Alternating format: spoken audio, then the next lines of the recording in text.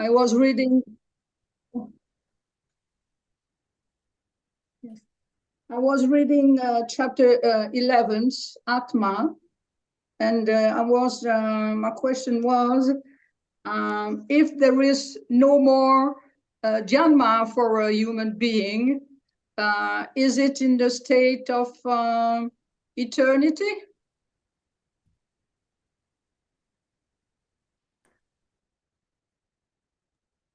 Yes, this is a very interesting topic and question. First of all, we should remember that space and time are only concepts. They do not exist in reality. So when we speak about eternity or to be eternal, we mean that we are not this body-mind complex or Jivatma. So our real nature as infinite impersonal awareness is beyond any concepts such as space and time. So already from beginningless time and non-existing time, our true nature is the truth. What appears and disappears as an individual entity is only an appearance, is only an illusion. It is only a reflection of consciousness. So in reality, we cannot speak about becoming eternal in the future because we are already beyond space and time. So if I were to ask you, did you ever had an experience of you as awareness, as a beginning point? Did you ever had an experience of you awareness starting or having a birth? No. No. So you are already, as awareness, eternal. But even to say eternal, that you are eternal, it's only a concept. Because if we say you are eternal, we are presupposing that there is time, when in reality there is no time and there is no space. Okay. But because we speak on that level of Vyavaharika, empirical apparent reality, we speak about this kind of terminology, like eternal, space, time. So in reality, all these are only expressions, only tools to help the one who believes he is a body-mind complex or an individual entity, to help to wake up and to see that in reality all these are just concepts, and what is the ultimate truth is Brahman, or awareness, or consciousness. So the Jivatma and the body-mind complex, of course, is on the level of space and time. It functions on these limitations, but our true nature as Brahman, awareness, consciousness, is beyond any concept. Now, if we want to go even more beyond these expressions, we can say that Brahman is also a concept. There is no such thing as Brahman in reality. We say, Aham Brahmasmi, I am Brahman, in order to stop believing that I am a Jivatma, or a body-mind complex, or an individual identity. But in reality, what is the truth is beyond any concept, any name. Brahman is only a label again. And what we really are is beyond any label. It is called Nama Rupa, names and forms. We are none of these names and forms. And even when we say we, it's only on the level of expression, because there is no we. Since there is only awareness, consciousness, what is we? But because the language is dual, unfortunately, we need to use dualistic terminology, and we can start from this dualistic terminology until we are able to go beyond. So the truth is beyond any concept, beyond any names and forms, beyond any labels, beyond any nama-rupa, which are the Sanskritam terms. Because people believe that I am a limited individual being, the scriptures appearing to wake up the people and to reveal to them that there is no limitation. But in reality, there is no even the term space or the term time or the term Brahman. Just labels, just tools for expression. When you are in the deep sleep without dreams, do you ask, who am I? If I am Brahman or if I am an individual? No. When you have the questions, in the so-called waking state, when the mind is functional, when we have this function of the thinking process, then you ask, who am I? Am I an individual being? Am I a person, an ego?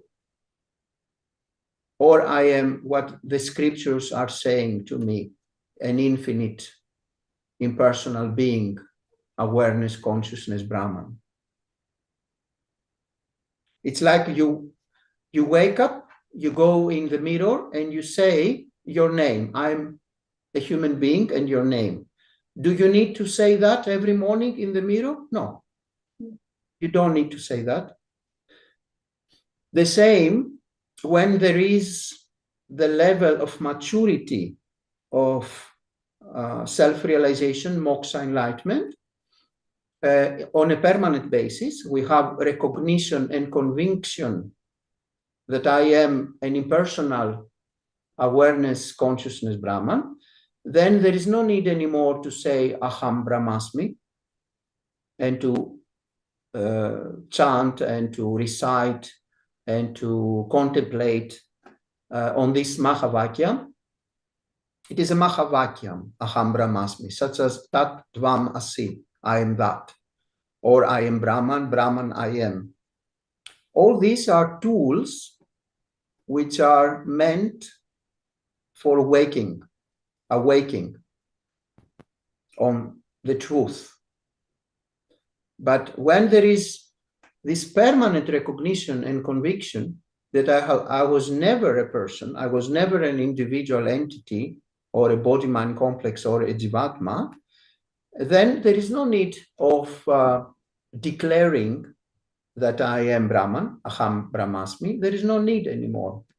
You just abide as that you have been always and forever, as Nitya Mukta, which means eternally self-realized, enlightened. This is your true nature.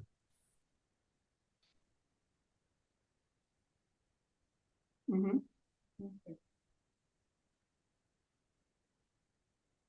Thank you. Welcome. Somebody else? Guru, I have one question to ask. Sure, most welcome. Ramana Maharishi sometimes says that a body is also a thought. Of course, everything is a thought form. How to understand a body, a full body is also a thought? I don't understand how it is possible. Yes. You can also open the camera. When somebody is asking a question, is free to open the camera so we can have this dialogue. So everything in reality, what we see, is a thought form, nothing else than a thought form. Just like in the dream in the night, whatever you see and you are experiencing in the dream, is it anything else except a thought form? In a dream, it is a thought form. You are 100% correct, Guruji. Yeah, the But same. in a waking state, it is also a thought form. How to realize it? Yes, in the so-called waking state, it is also a thought form, because in the so-called waking state, the mind is continuing to have this thinking process. So whatever you see, it is none other than thought forms, like a concept. For example, when you see the sun doesn't say to you, I am the sun. You say, this is the sun. Everything is because of your presence. You start with I am, I exist, and then you say, this is the sun, or this is a rose flower, or this is a tree, or this is the moon, or this is the sky. But none of these appearances say to you what they are. Who says what they are? You present, you I am. Now, if you don't say something, if you don't say this is the sun, or this is the sky, or this is the rose, what you see is only yourself. Because there is only yourself. There are no others. And when I say everything is yourself and everybody is yourself, of course, I don't mean you, Sanjeev. I mean you as impersonal, infinite awareness, consciousness, Brahman. Since there is only that, what you see is only a reflection of you in you. Just like in the dream in the night, whatever you see and whatever you are experiencing is a thought form in you, recognized by you. Nobody else is there. No objects are there. No people are there. Nevertheless, you have the experience in the dream that you have transactions. You may see that your father is very tough with you and he's slapping you. And you may have experiencing the pain. And then you stand up and you say, oh, that was just a dream. My father was not there. He didn't give me a slap. It was just imagination, just a thought form. Yes, but while being a dreamer, everything was appearing as completely real. So for the dreamer, the dream is real. The same with the waking state. Until you become a super waker and you realize that the long dream of life is also a dream. Then you become a super waker and you realize that all that you have seen till this moment was just like a dream. If, for example, I were to ask you to look back in your life, isn't it like a moment? Until you were in the basic school, isn't it like a moment? Yeah, it's like a moment. You see? And if you go to ask somebody who is 100 years old and ask him, sir, tell me about your life. How it looks like now? Everyone will say it looks like a moment. It looks like a dream. Because it is a dream. Nothing else than a dream. So then why people don't understand it? Due to Maya, due to the power of consciousness and the power of Maya. it creates this veiling, this covering of the truth. It is a kind of sleep. Just the same like when you are in the dream state, the mind believes that everything is real. There is transactability. You transact with others, just like in the waking state. There is experienceability. You have experiences, real experiences. And you have also utility. If you are thirsty and somebody will offer to you a glass of water in the dream, your thirst will go.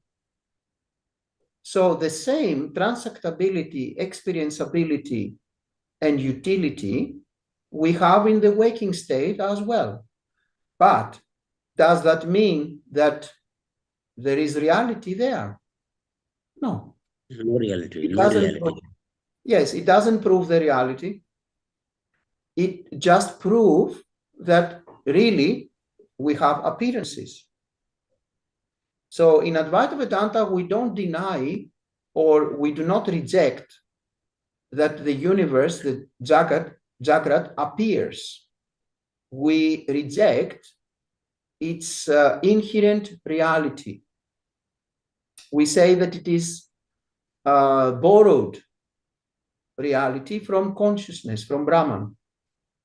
We say that the world and the beings are borrowing as appearances, or Brahman lending with the help of Maya, because due to Maya, there is this lending of apparent existence. So we do not deny the appearances, we reject that they have inherent existence. So Can I interrupt you? Sure. So smelling, hearing, and touching all come under seeing.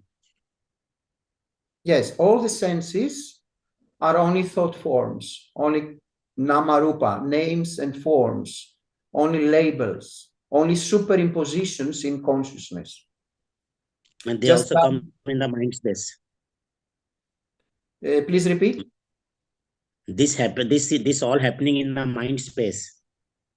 It is an appearance in consciousness, and while they disappear, consciousness remains always unaltered, unchanging. Just like whatever appears in the dream, all the experiences, the people and the transactions and the events and the objects, everything appears real in the substratum of consciousness. Just like the substratum in the screen of a cinema. The substratum offers the background. The substratum is whereupon the dream appears and disappears, or the movie appears and disappears.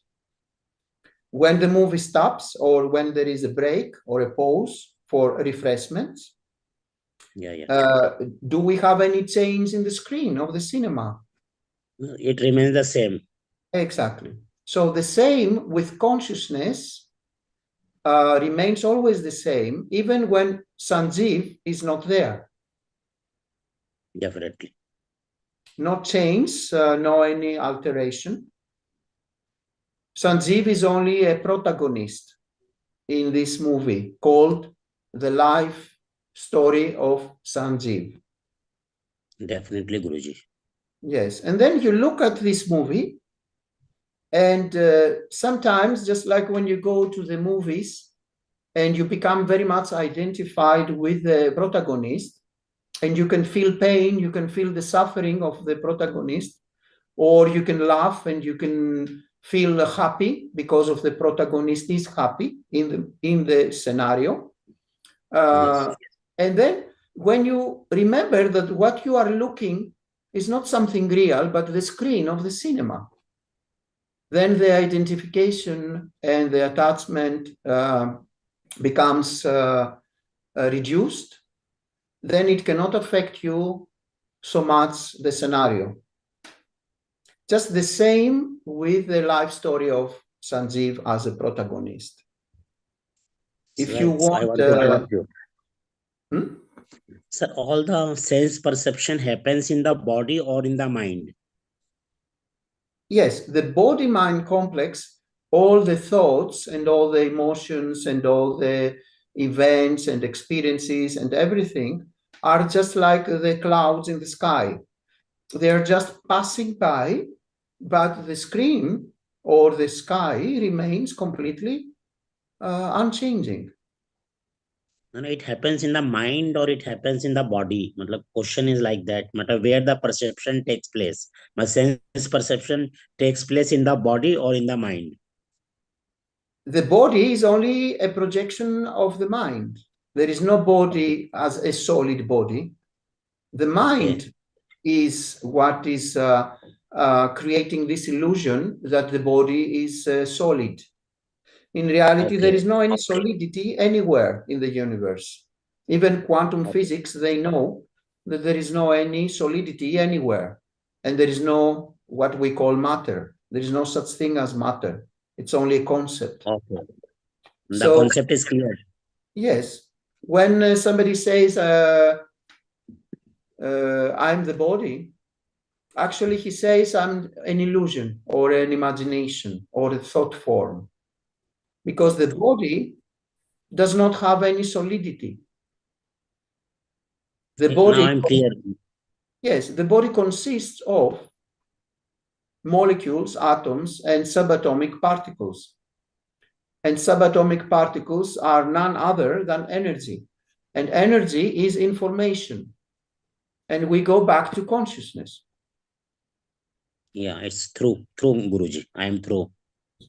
That's why quantum physicists like Niels Bohr or Schrödinger and others, they were speaking about Advaita Vedanta and the scriptures, and they were proving with science what the scriptures are revealing, that there is no any solidity. Exactly. Everything is only informations, only concepts or ideas or thought forms or labels or superimpositions in consciousness. That's why Schrödinger said that consciousness cannot be plural, can only be singular, cannot be multiple. There is no any multiplicity. What they also is revealing Advaita Vedanta scriptures, the Upanishads, Vedanta. They all the time they reveal that there is no multiplicity of any kind. There is no also duality of any kind. There is no even oneness. We speak about oneness because people believe in multiplicity and duality. But in reality, oneness is also a concept, is also illusion, is also namarupa, names and forms, or a label. It's only appearing as a concept of oneness because people believe in multiplicity or duality. And so the scriptures are trying to wake up the people to see the non-existence of multiplicity or duality by mentioning the term oneness. But since there is only awareness, Brahman consciousness, the term oneness is wrong. Why? Because when you say oneness, you're presupposing that there is also something which is not oneness. But all these are just concepts, just labels, which are also appearing only in the waking state or in the dream state. Why all these concepts do not appear in the deep sleep without dreams? It is just superimpositions in consciousness.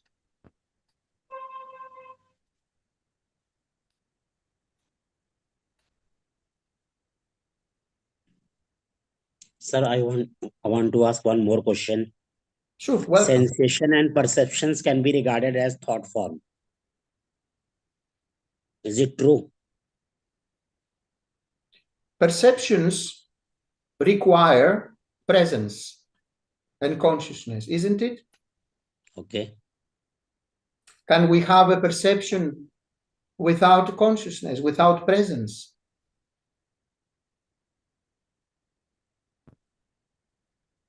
Is it possible to have what we call perception with somebody being there as presence?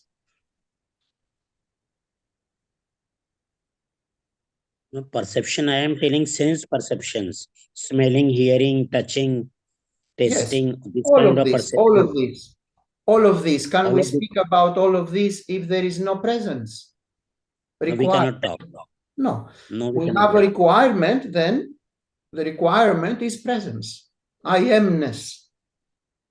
Then you say, because I am and I have the presence, I am presence, I can perceive something. Now, if I were to ask you, where does you presence begins? Where you presence stop or have an ending point? Can you tell me? It's infinity. It's infinity. So presence, can it be somewhere and perception somewhere else? No, it is impossible. It is impossible. So presence encompasses, in inverted commas, all perceptions and all senses, correct? So all perceptions are just presence, are just I amness, are just consciousness, awareness, nothing else distinct than consciousness, presence, awareness. And we can say all sense perceptions as also thought form. It's all our thoughts. Yes, all thought forms, do they appear out of presence? No, not at all. Not at all.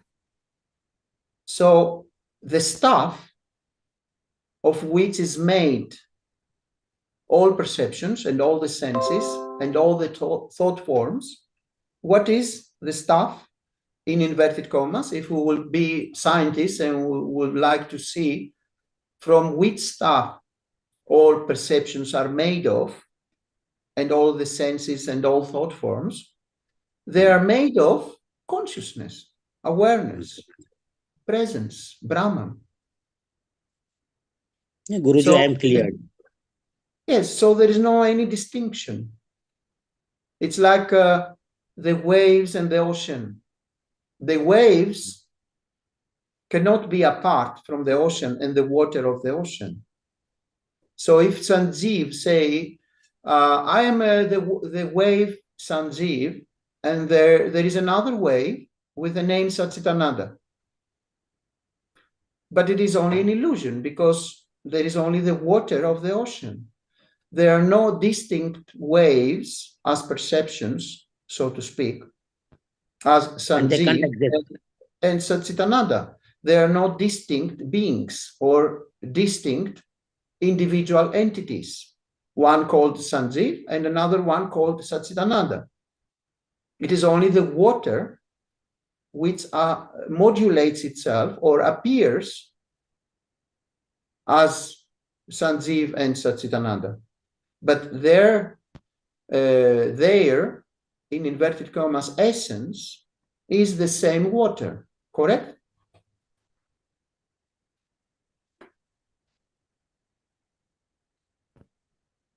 Correct, sir. I am satisfied.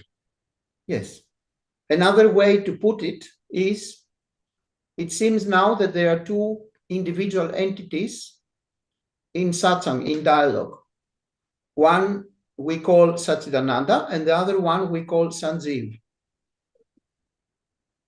But in reality, it is only an illusion because presence is one, consciousness is one. It cannot separate itself in two distinct parts.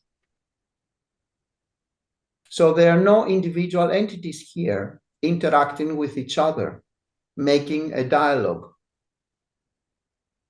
And that's why in reality there is no Sishya and Guru. There is only consciousness, awareness, presence, or Brahman. You can call it however you like. In reality, it does not have a name, and it doesn't need a name. The truth doesn't need a name. The reality, the real reality, does not have a name.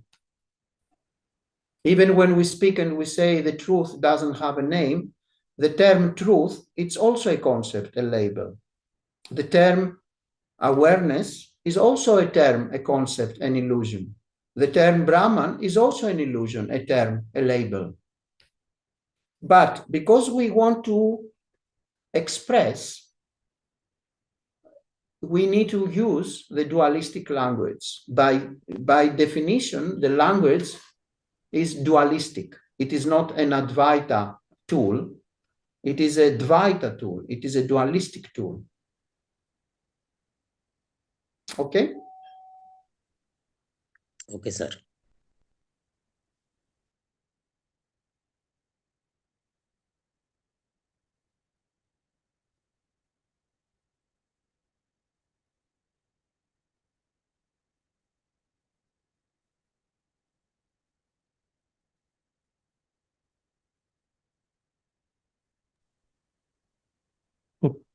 Okay, Pippa. Hi, yeah. I wanted to ask how, if I have duty to family, how do I achieve that without attachment? Please.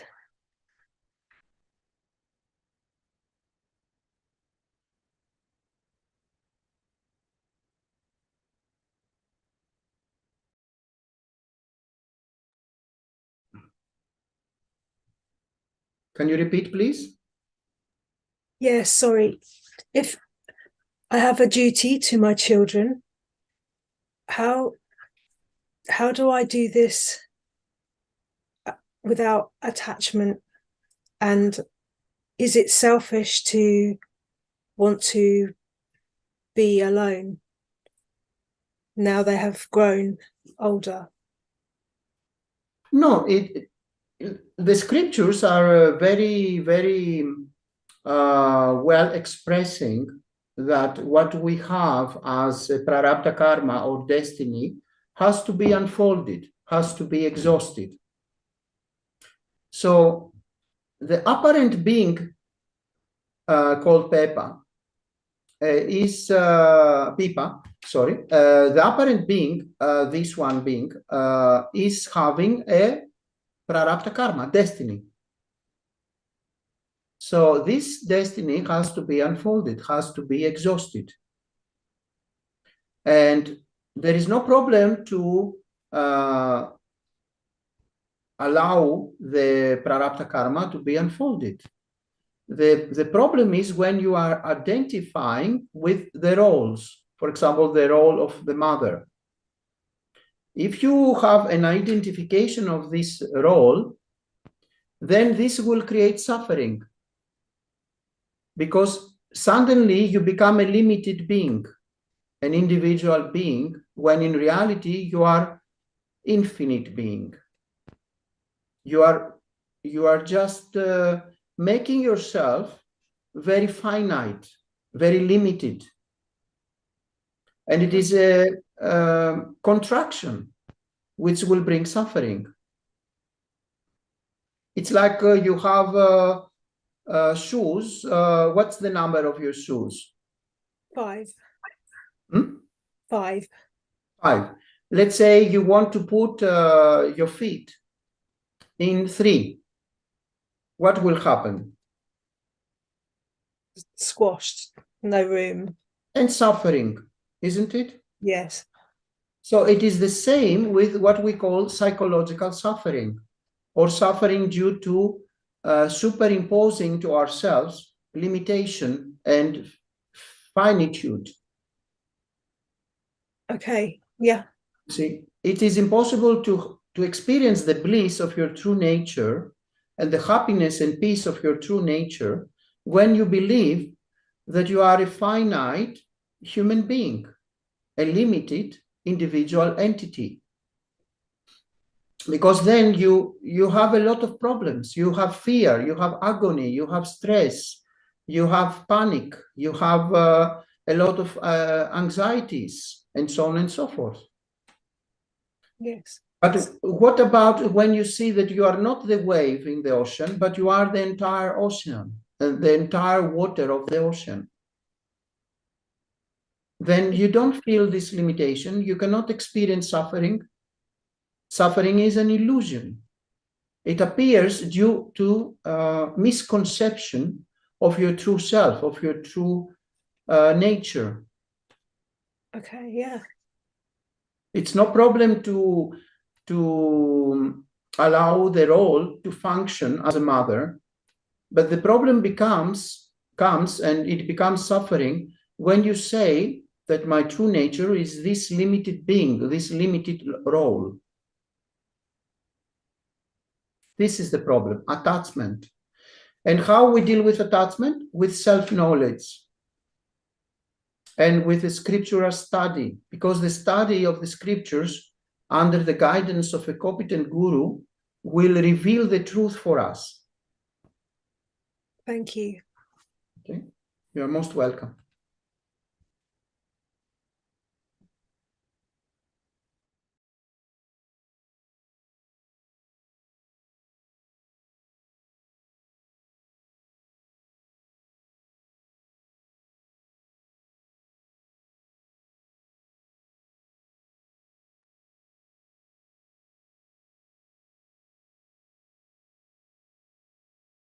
It's a bit dark. What is meant exactly by the term reflected consciousness? Can you shine some light on that? Sure. So let's say we have a surface of water, and we have on a table, let's say 5 different containers of water. And in these 5 containers of water, we see the reflection of the sun. 5 different suns are there on the surface of the water. Okay? Yeah. Now, it will be clever to say that we have really there 5 different suns. No. No, because they are only reflections. The true sun is in the sky, not in the surface of the water. So it is the same with the jivatmas, the apparent individual entities. They are only reflections of consciousness. And as such, they appear as real, but they are not real. This is called Chidabhasa, reflected consciousness. Then, to go to the previous question, as an example, we have, let's say, we do a visit to a circus. I have used this example in another session as well. And we pass from these mirrors where they are making the appearance look very strange, like very fat or very long, or different kinds of appearances, which are not, of course, our true appearance. And then it's like you want to become sad because you see your appearance so ugly.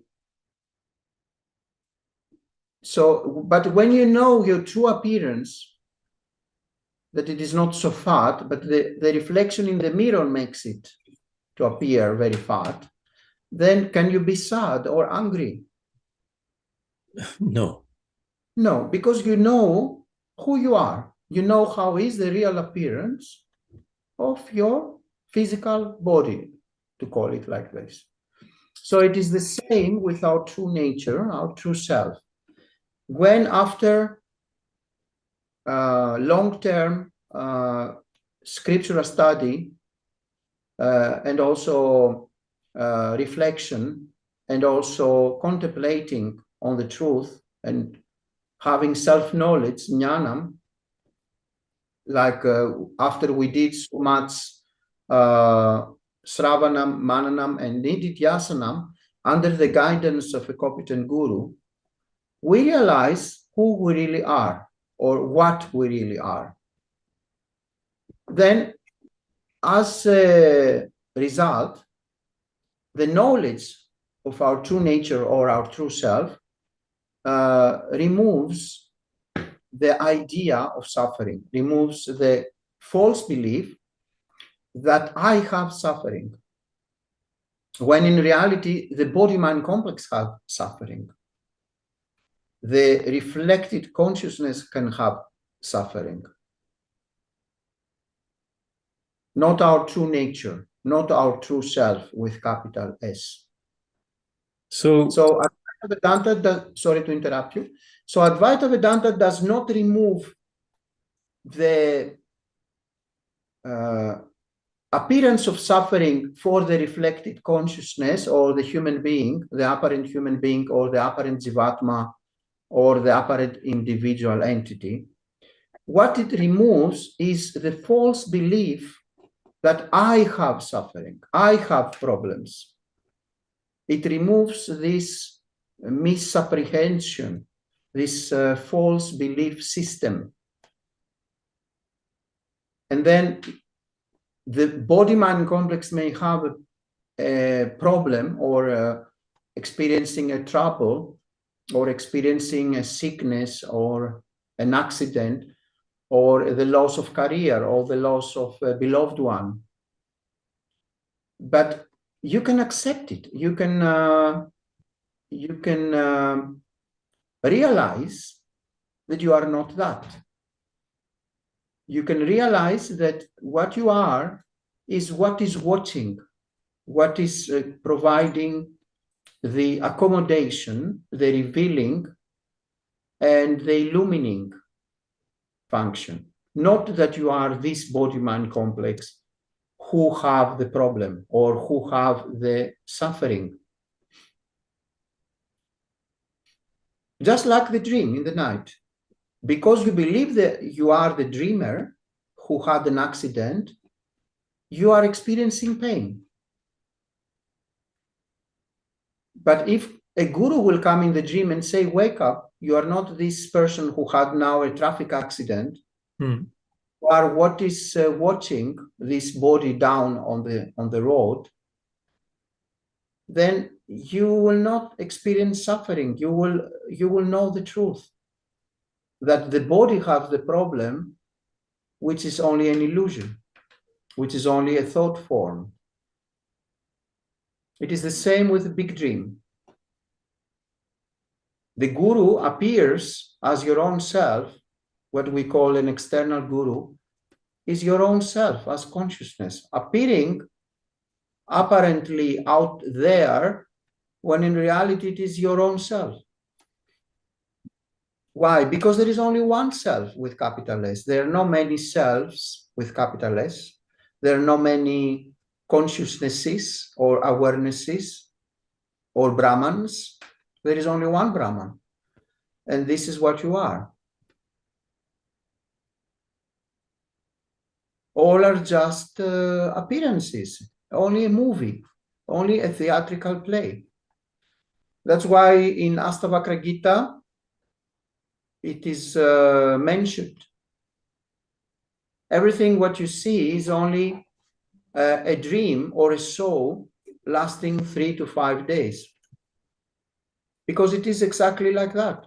It is not, it doesn't have inherent existence.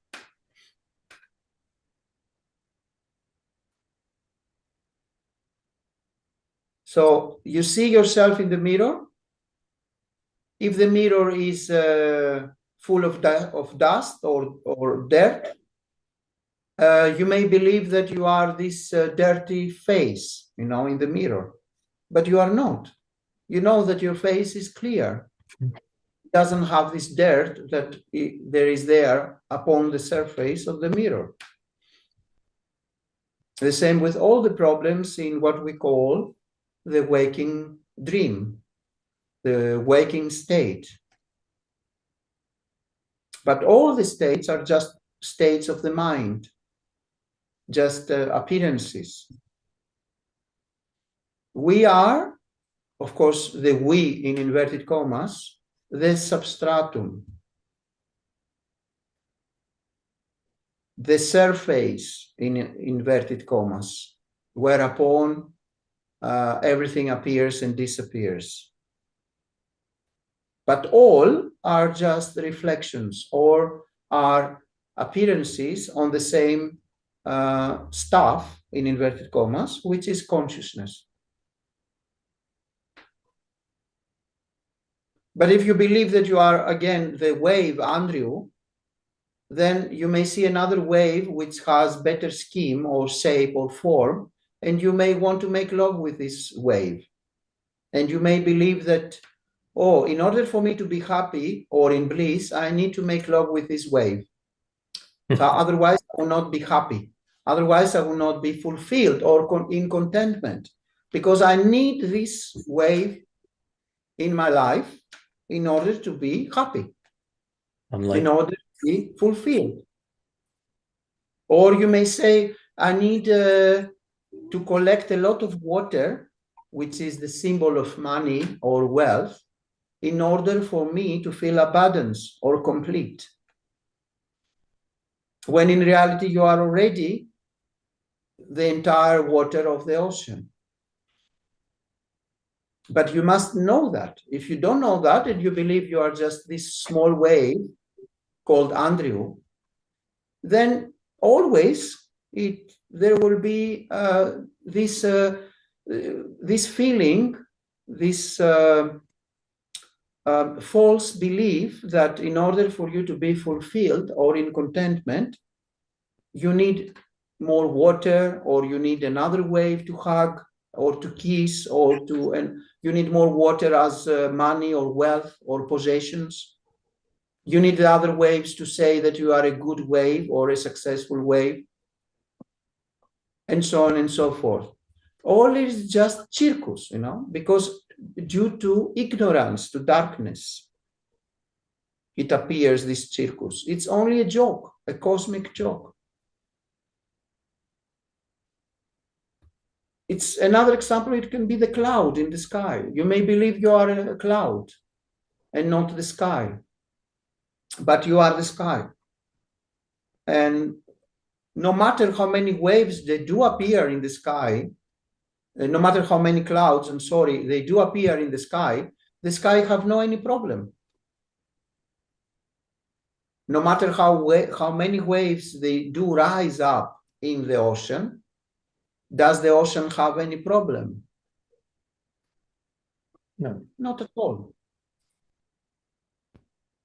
So a wave is only an appearance. There is no inherent existence in the wave. There is only water. There is no snake. There is only rope.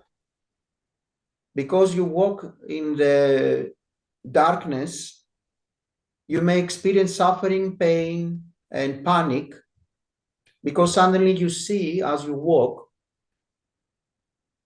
in dim light, on your feet, a snake, and you may experience a lot of suffering and fear and agony and stress. And then comes Satchitananda and say to you, wake up, Andrew. There is no here any snake. It's all just a rope that is upon your feet, on your feet. And then what happens with fear and the panic and the stress and the worry? What happens? It disappears. Because you recognize that there is no rope, there is no snake there. There is only the rope, which cannot harm you, etc., etc. It's like that. It's only superimpositions which bring the suffering. And all this about Chitta Bhasa and reflected consciousness reminds us the root cause of all problems. We believe we are the reflected consciousness, the face in the mirror, when in reality we are not the face in the mirror. We are the real, the source, the face, the authentic face of consciousness, not what we see in consciousness as appearances.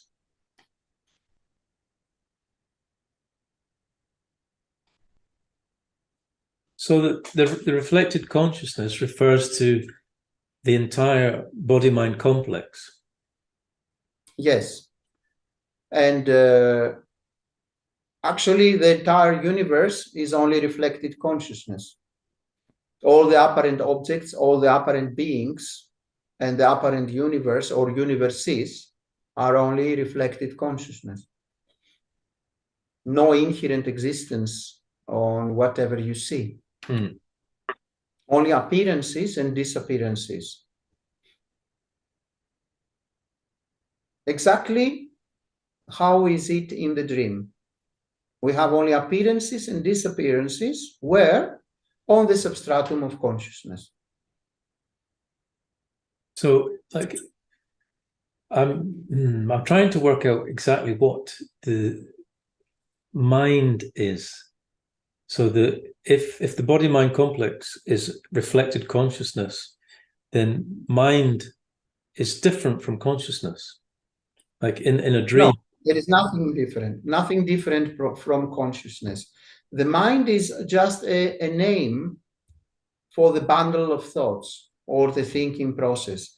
There is no entity or an individual entity called mind as a distinct entity than consciousness. So consciousness and mind are not distinct. Mind is only a function that seemingly appears in consciousness. It is only Maya, according to the scriptures. It is only seemingly there, never really there. So according to Advaita Vedanta, and according to a jnani, a self-realized one, whatever appears and disappears is only seemingly appearing and disappearing. A jnani sees only himself as consciousness, as the self with capital S, as awareness, as Brahman, and nothing else except than that. So all is consciousness. Everything and everybody is only consciousness, awareness, Brahman. And also, there is no all, and there is no everything, and there is no everybody or anyone. All these are only expressions. We say everything in the scriptures, everything and everybody and whatever you see, and all is consciousness, awareness, Brahman. But there is no all in the first place. There is no everything. There is no everybody. But how to express in the dualistic language? Unfortunately, we need to use, when there is teaching, we need to use the dualistic language. But in the first place, there is no reflected consciousness as a distinct case of awareness, consciousness, Brahman. It's only a matter of expression for the need of teaching.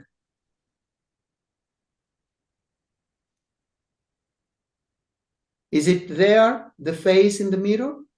Really there? Can you touch the face in the mirror? No. It appears there, yes. We don't deny the appearances. But does it have the face in the mirror inherent existence? No.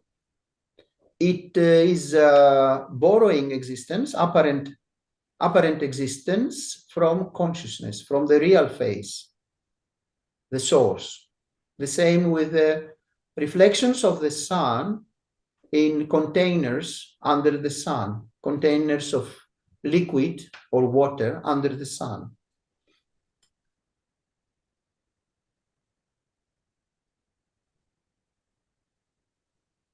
Okay, thank you.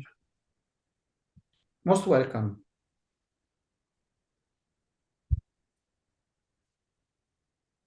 Somebody else? We've just got a few minutes left, 5 or 6 minutes, or 7 minutes left. Okay. Then let's close it for tonight. I remind you that it is nice to study as much as possible, but let's remember that here we don't need to become a scholar. We just want to use the teachings of my guru, Swami Paramarthananda, as a base to trigger questions and to trigger this inquiry, this Atma Vichara through the scriptures. So you should not worry about the quantity of studying or the quantity of chapters, but you should just do as much as you can according to your duties in life, and just trust that we will cover all the important topics in our satsangas, in our classes here.